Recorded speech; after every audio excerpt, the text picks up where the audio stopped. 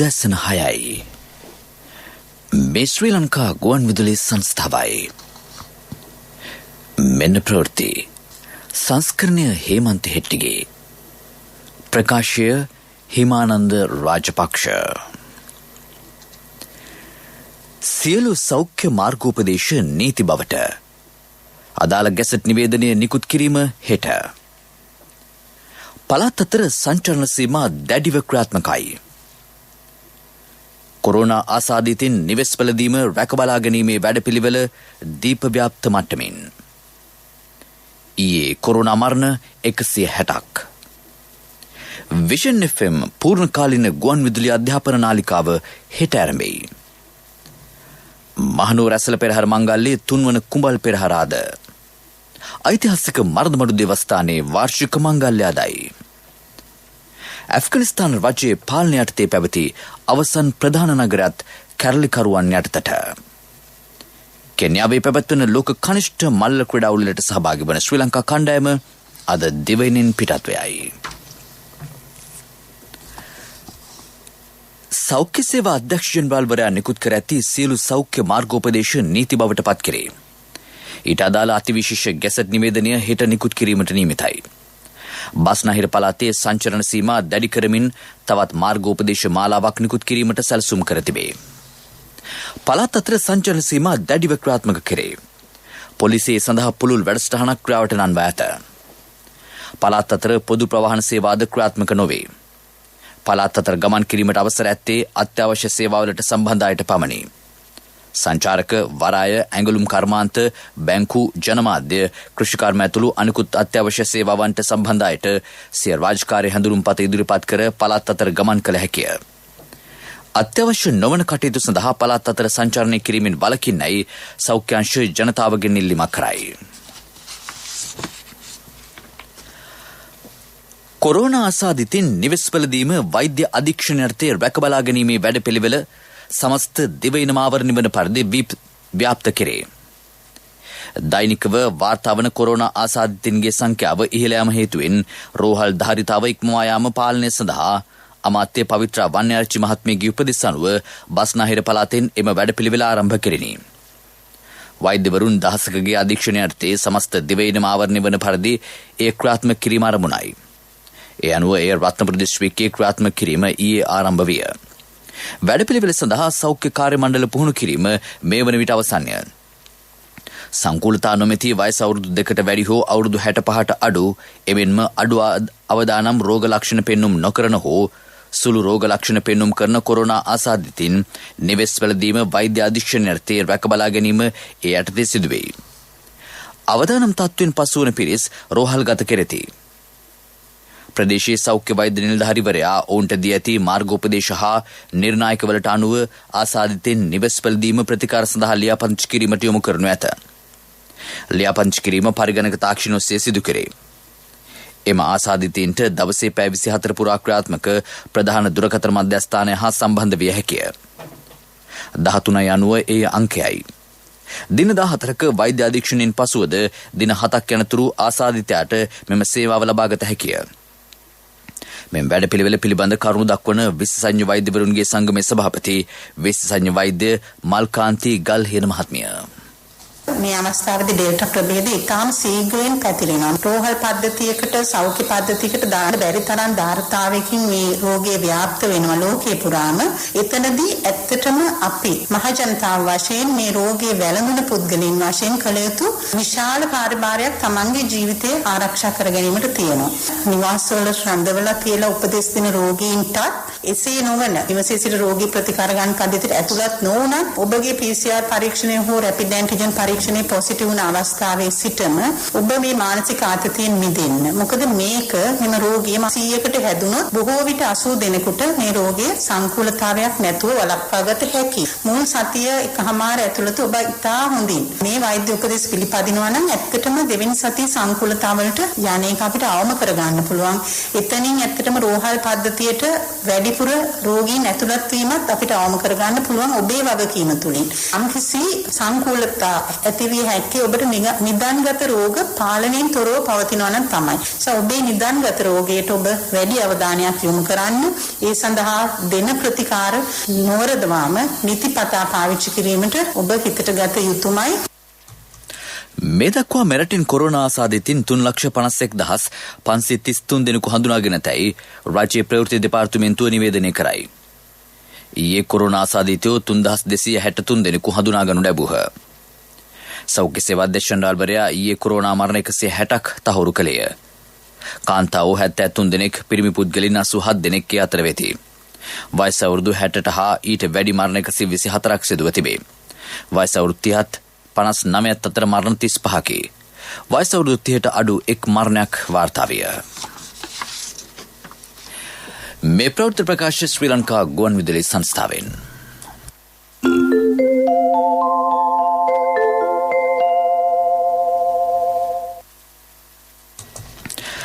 දැයේ දරුවන්ගේ අධ්‍යාපන නන්වාලීම ආරමුණු කර පළමුවරට පූර්ණකාලීන ගුවන්විදුලි අධ්‍යාපන නාලිකාවක් ආරම්භ කෙරේ. හෙට සිට ක්‍රියාත්මකයි. සෑම දිනකම අලුයම 4 සිට මධ්‍යම රාත්‍රිය දක්වා පැය 20ක් පුරා ශ්‍රී ලංකා ගුවන්විදුලි සංස්ථාවේ 102.1 හා 102.3 FM තරංගමාලා ඔස්සේ එම වැඩසටහන් ප්‍රචාරය කෙරේ. විෂන් FM යනුවෙන් ඒ නම් කර තිබේ. 65% විෂය මූලික ඉගැන්වීම් සඳහාද ඉතිරි 35% විෂය මූලික නොවන ඉගැන්වීම් සඳහාද ඒ වෙන් කෙරේ. ජනමාධ්‍ය මගින් දරුවන්ගේ ඉගෙනුම් අවශ්‍යතා සපුරාලීමේ රාජ්‍ය වැඩපිළිවෙල යටතේ ජනමාධ්‍ය හා අධ්‍යාපන අමාත්‍යාංශයේ වැඩසටහන ක්‍රියාත්මක කරයි. මීට අමතරව ශ්‍රී ලංකා ටෙලිකොම් මොබිටෙල් ආයතනය POTV නාලිකාව ඔස්සේ අධ්‍යාපන නාලිකා 20ක් ආරම්භ කිරීමට සැලසුම් කර තිබේ. ඉන් 6ක් ඉදිරි සතියේ ආරම්භ කිරීමට නියමිතයි. එහිදී ටෙලිකොම් ආවරණය නොමැති ප්‍රදේශ සඳහා චන්ද්‍රිකා තාක්ෂණය යොදා ගැනේ. සියලුම මහජන සේවා නැවත දැනුම් දෙනතුරු අත්හිටුව ඇතැයි පුද්ගලයන් ලියාපදිංචි කිරීමේ දෙපාර්තමේන්තුව මහජනතාවට දැනුම් දෙයි. දෙපාර්තමේන්තුවේ කිහිප දෙනෙකු කොරෝනා ආසාදිතින් බවට පත්වීම ඊට හේතුවයි. අභ්‍යන්තර කාර්ය මණ්ඩලය සීමා කර ඇති බැවින් හෙට සිට ප්‍රධාන කාර්යාලය සහ සියලු පළාත් කාර්යාල නැවත දැනුම් දෙනතුරු මහජනතාව සඳහා විවෘත නොකෙරේ. එම දිනවල ජාතික හැඳුනුම්පත් ලබා ගැනීම සඳහා දින හා වේලාව වෙන් කරාගත් සියලුම පුද්ගලයන්ට අදාළ හැඳුනුම්පත් එදිනම හෝ ඊට පෙර සකස් කර තැපැල් මගින් පුද්ගලික ලිපින වෙත යොමු කෙරේ. වැඩිදුර විස්තර info@drp.lk විද්‍යුත් ලිපිනය හෝ 0115 226 126 හෝ 0115 226 100 යන දුරකථන අංක වලින් ලබාගත හැකිය. මෝටර ප්‍රවාහන දෙපාර්තමේන්තුවේ නාරායන් පිට හා වේරහැර කාර්යාලය මගින් සපයන සේවාද හෙට සිට තාවකාලිකවත් සිටුවන බව මෝටර ප්‍රවාහන කොමසාරිස් ජෙනරාල් සුමිත් සීකේ අලහකුන් මහතා පවසයි. එම දෙපාර්තමේන්තුවේ ද නිලධාරීන් කිහිප දෙනෙකු කොරෝනා ආසාදිතින් බවට පත්ව තිබේ. දුරකථනය ඔස්සේ සිදු කළ වේලාව වෙන් කිරීම සියල්ලද අවලංගු කර තිබේ. වාහන ලියාපදිංචි කිරීම සහ පැවරීම පිළිබඳ විමසීම් 0700 76 77 877 දුරකථන අංකය සහ රීදුරු බලපත්‍ර පිළිබඳ විමසීම් දුරකථන අංක 070 76 77 977 කළ හැකි බව කොමසාරිස් ජෙනරාල්වරයා පවසයි. දකුණ මධ්‍යම සහ සබරගම් පළාත් තුළද වාහන ආදායම් බලපත්‍ර නිකුත් කිරීම తాවකාලිකවත් සිටුව ඇත. කල්ලිකුත් වන ආදායම් බලපත්‍ර අලුත් කිරීමේදී ඒ සඳහා දඩමුදලක් අය නොකෙරේ. මහනුවර ඇසළ පෙරහර මංගල්‍යයේ 3 වන කුමල් පෙරහර අද වීදි සංචාරය කරයි. රන්දෝලි පෙරහර ආරම්භ වන්නේ ලබන බදාදායි. අවසන් රන්දෝලි පෙරහර නිකිනිපුර 15ක පොහොය දින ලබන 22 වෙනිදා වීදි සංචාරය කරයි. කොරෝනා වෛරසයේ ව්‍යාප්තිය හේතුවෙන් මෙවර පෙරහර ජනතා සහභාගීත්වයෙන් තොරව විධිමත්ව සෞඛ්‍ය ආරක්ෂිතව පැවැත්වීමට සංවිධානය කර තිබේ. සඳහිරුසෑයේ කොත්වහන්සේ සහ චූඩාමාණික්‍ය අද පස්වරුවේ නාවයන ආරණ්‍ය සේනාසනයට වැඩම කෙරේ. කොත්වහන්සේ හා චූඩාමාණික්‍ය රැගත් පෙරහර කුරුණෑගල ශ්‍රී මහින්ද පිරිවෙනෙන් අද පෙරවරුවේ ගමන් ආරම්භ කර ඉබ්බාගමුව, ඉපලෑව, ගොකරැල්ල, අබන්පොළ සහ මැල්සිරිපුර හරහා නාවයන ආරණ්‍ය සේනාසනයට ළඟාවීමට නියමිතයි. මන්නාරම ඓතිහාසික මර්දමඩු දේවස්ථානයේ වාර්ෂික මහා මංගල්‍යය අදයි. දේව මෙහෙය පෙරවරු 6:30ට ආරම්භේ. මන්නාරම් රදගුරු එම්මානුවෙල් හිමිපාණෝ සහ හලාවත රදගුරු වැලන්ස් මෙන්ඩිස් හිමිපාණෝ දේව මෙහෙය පවත්වති. ජාතික ගුවන්විදුලියේ දෙමළ ස්වදේශීය සේවය ඔස්සේ එය විසිරුව හැරේ. පෙරවරු 10 සිට 11 දක්වා සිංහල ස්වදේශීය සේවය ඔස්සේ මඩුමංගල්‍ය දේවමෙහෙය ඇසුරෙන් සකස් කළ විශේෂ වැඩසටහනක් ප්‍රචාරය කිරීමට විධිවිධාන ද ඇත. ජාතික ගුවන්විදුලියේ කන්නාඩිය වැඩසටහනෙන් අද සාකච්ඡා කෙරෙන්නේ කොරෝනා වෛරසයේ ව්‍යාප්තිය හමුවේ රටේ හෙට දවස පිළිබඳවයි. පෙරවරු 7 සිට 10 දක්වා සියලු සේවා ඒකාබද්ධව ඒ ප්‍රචාරය කෙරේ. ජාතික ගුවන්විදුලියේ Facebook පිටුව ඔස්සේද සජීවීව ඊට සවන් දිය හැකිය. ප්‍රමුඛ පුවත් ඔබ වෙත ගෙනෙන්නේ සෑම ගෙදරකම සිටිය යුතු වෙද මහත්මයා සිද්ධාලේප. රට නොවසා දැඩි සංචරණ සීමා පැනවීමෙන් කොරෝනා වෛරසයේ ඩෙල්ටා ප්‍රභේදයේ ව්‍යාප්තිය පාලනය කළ හැකි බව වෛරස් බෙහෙදේ පිළිබඳ විද්‍යාඥයෙකු වන පාර්ලිමේන්තු මන්ත්‍රී මහාචාර්ය තිස්ස විතාරණ මහතා කියයි. ඒත් ඒ සඳහා ජනතාවගේ පූර්ණ සහාය ලැබිය යුතුය. ජනතාව අනවශ්‍ය ගමන් බිමන් වලින් බැහැරව නිවෙස්වලම රැඳී සිටීමෙන් එම සහාය ලබා දිය හැකිය. කොරෝනා වෛරසයේ ව්‍යාප්තිය වන්නේ පුද්ගලයාගෙන් පුද්ගලයාට බැවින් වෛරසයේ වැඩෙන සජීවී උපස්තරය විනාශ කළ යුතුය. තනි වෛරසයකට ගමන් කළ හැක්කේ ඉතාමත් කෙටි දුරක් පමණි. ඩෙල්ටා ප්‍රභේද ඉදිරියේදී වෙනස්කම් වලට භාජනය වී දරුණු වෛරස් ප්‍රභේද නිර්මාණය වීමට ඉඩ ඇතයිද මහාචාර්ය තිස්ස විතාරණ මහතා කියයි. ප්‍රමුඛ පුවත් ඔබ වෙත ගෙන ආවේ සෑම ගෙදරකම සිටිය යුතු වෙද මහත්මයා සිද්ධාලේප. ශක්ති හඬ අවධානය පිණිසයි. රට තුළ කොරෝනා වෛරසයේ ඩෙල්ටා ප්‍රභේදයේ ව්‍යාප්තිය ආරම්භ වීමේ පළමු සති 6 මේ වන විට ගත වෙමින් පවතින බව ශ්‍රී ජයවර්ධනපුර විශ්වවිද්‍යාලයේ ආසාත්මිකතා ප්‍රතිශක්ති විද්‍යා හා ශෛල වෛද්‍ය විද්‍යායතනයේ අධ්‍යක්ෂ වෛද්‍ය චන්දිම ජීවන්දර මහතා කියයි. ඉදිරි සති 2 තීරණාත්මක ලෙස රෝගීන් වාර්තා වීමේ සති 2ක් වනු ඇතැයි ඔහු සඳහන් කරයි. ඩෙල්ටා ප්‍රභේදය ආසාදනයේ වන් වැඩි වශයෙන් වාර්තා වන්නේ බස්නාහිර පළාතෙනි. රටේ සෙසු ප්‍රදේශවලට ඒ ව්‍යාප්ත වී ඇති බවට කරුණු තහවුරු වී නැත. PCR පරීක්ෂණ වලින් තහවුරු කරන ආසාදිතින් මෙන්ම තහවුරු නොකරන ආසාදිතින් සමාජය තුළ සිටිය හැකි බැවින් ප්‍රමිතියෙන් යුතු මෝ ආවරණ පැළඳීම ඇතුළු සෞඛ්‍ය මාර්ගෝපදේශ නිරතුරු අනුගමනය කරන්නයි ජනතාවගෙන් ඉල්ලීමක් කරයි. විදෙස් පුවත්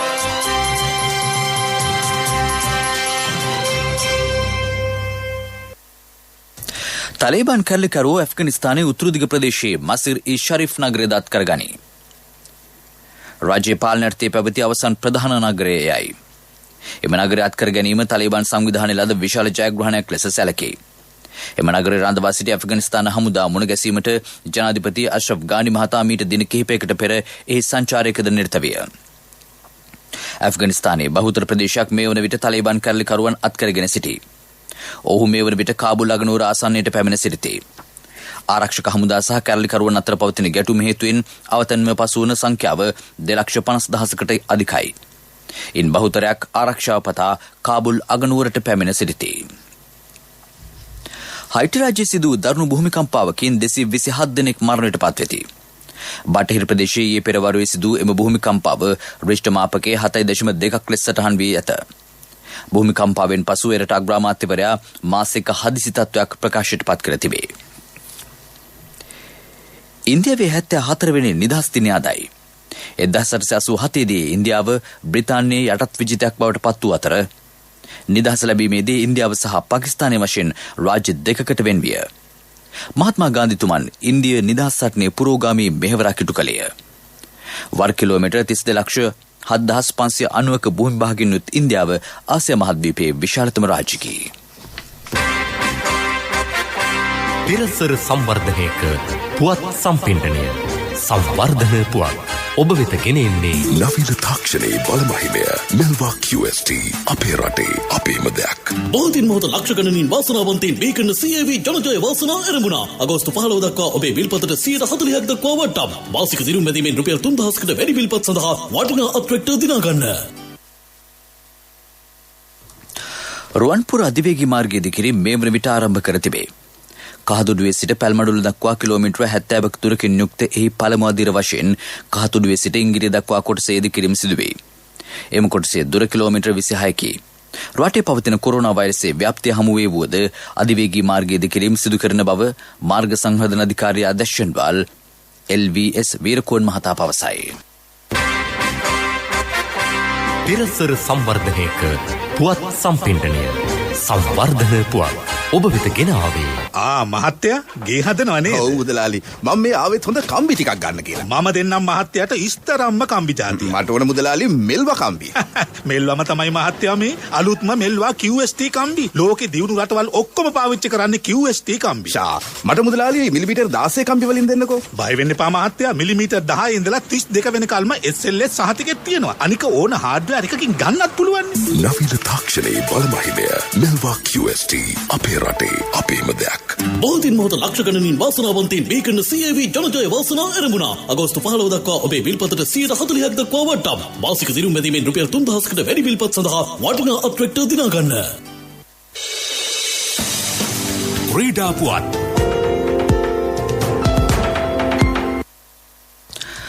ලෝක කනිෂ්ඨ මල් ක්‍රීඩා උළෙලට සහභාගී වීම සඳහා ශ්‍රී ලංකා කණ්ඩායම අද දෙවෙනින් පිටත් වෙයි.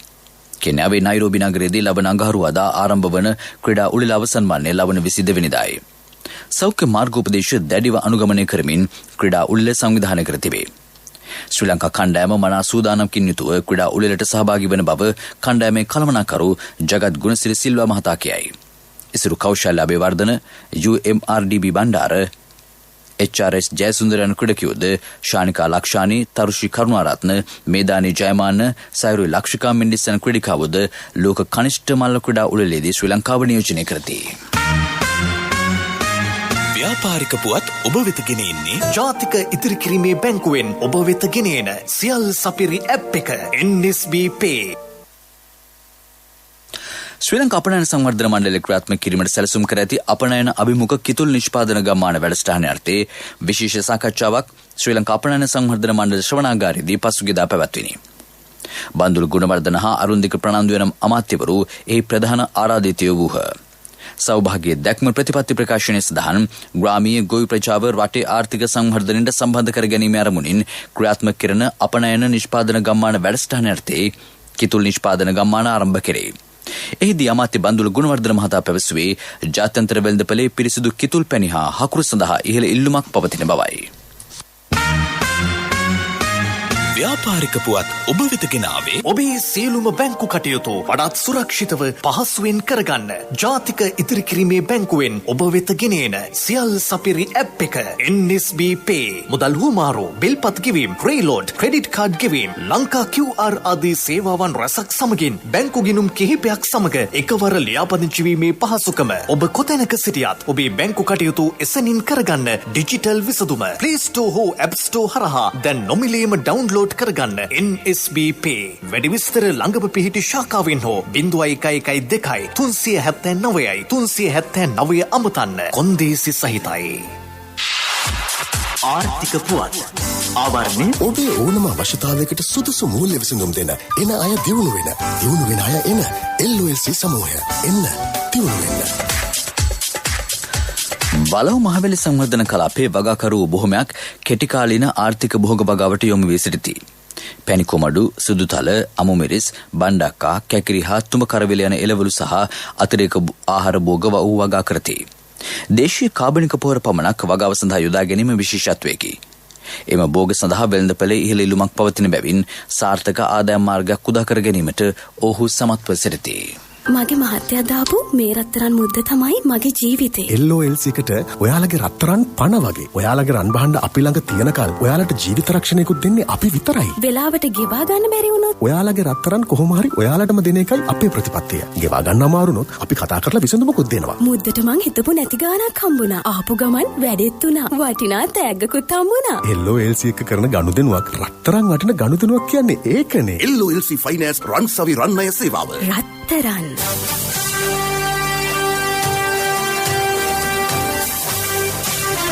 කාලගුණ වාර්තාව ඔබ වෙත ගෙන එන්නේ සයුරු දීවර කාලගුණ තොරතුරු සේවාව.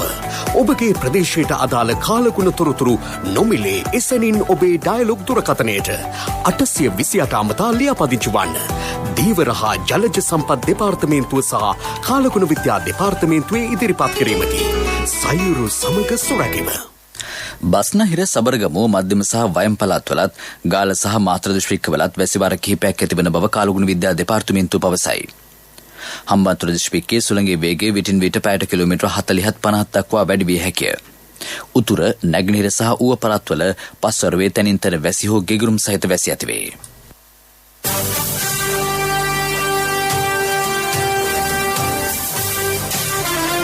කාලගුණ වාර්තාව ඔබ වෙත ගෙන ආවේ සයුරු දීවර කාලගුණ තොරතුරු සේවාව. ඔබගේ ප්‍රදේශයට අදාළ කාලගුණ තොරතුරු නොමිලේ එසැනින් ඔබේ ඩයලොග් දුරකථනයට 828 අමතා ලියාපදිංචි වන්න. දීවර හා ජලජ සම්පත් දෙපාර්තමේන්තුව සහ කාලගුණ විද්‍යා දෙපාර්තමේන්තුවේ ඉදිරිපත් කිරීමකි. සයුරු සමග සුරැකීම. ප්‍රවෘත්ති කිරීමට යලි සිරස්තල. සියලු සෞඛ්‍ය මාර්ගෝපදේශ නීති බවට අදාළ ගැසට් නිවේදන නිකුත් කිරීම හෙට. පළාත් අතර සංචරණ සීමා දැඩිව ක්‍රියාත්මකයි. කොරෝනා ආසාදිතින් නිවෙස් පැළඳීම රැකබලා ගැනීමේ වැඩපිළිවෙල දීප ව්‍යාප්ත මට්ටමින්. ඊයේ කොරෝනා මරණ 160ක්. විෂන් FM පූර්ණ කාලින ගුවන් විදුලි අධ්‍යාපන නාලිකාව හෙට ආරම්භයි. මහනුවර ඇසළ පෙරහැර මංගල්‍ය 3 වන කුමල් පෙරහැරද. ඓතිහාසික මර්දමඩු දේවස්ථානයේ වාර්ෂික මංගල්‍ය අදයි. ඇෆ්ගනිස්තාන් රජයේ පාලනයටතේ පැවති අවසන් ප්‍රධාන නගරයත් කැරලිකරුවන් අතට. කෙන්යාවේ පැවැත්වෙන ලෝක කනිෂ්ඨ මල්ල ක්‍රීඩා උළෙලට සහභාගී වන ශ්‍රී ලංකා කණ්ඩායම අද දෙවෙනින් පිටත් වෙයි. අපගේ මීළඟ ප්‍රධාන ප්‍රවෘත්ති ප්‍රකාශය දහවල් 12:45ට බලාපොරොත්තු වන්න. උදෑසන ප්‍රවෘත්ති මින් සමාප්තයි.